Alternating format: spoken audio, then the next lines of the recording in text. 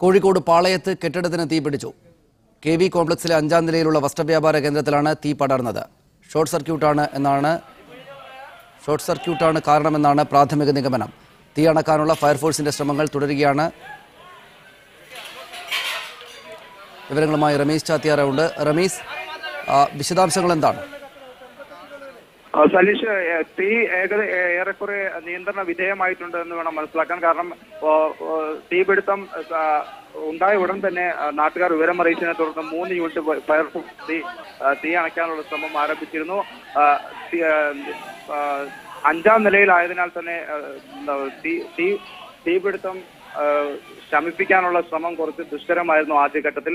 എന്നാൽ പിന്നീട് പോലീസും നാട്ടുകാരും ഒത്തുചേർന്നുള്ള റമീസ്, ഈ കെട്ടിടത്തിനകത്ത് ആരെങ്കിലും ഉണ്ടായിരുന്നോ? എന്തെങ്കിലും അപകടമാർക്കെങ്കിലും ഉണ്ടോ?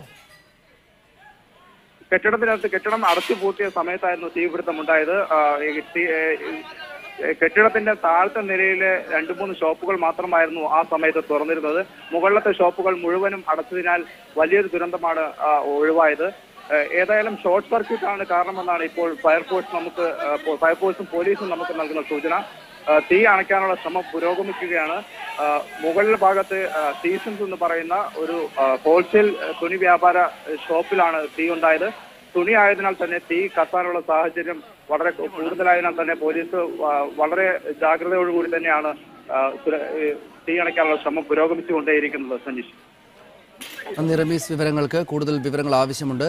കോഴിക്കോട് പാളയത്ത് കെട്ടിടത്തിന് തീപിടിച്ചു. അതിന്റെ വിവരങ്ങളാണ് റമീസ് ചാത്തിയാറ നൽകിയത്. ദൃശ്യങ്ങളാണ് കാണുന്നത്.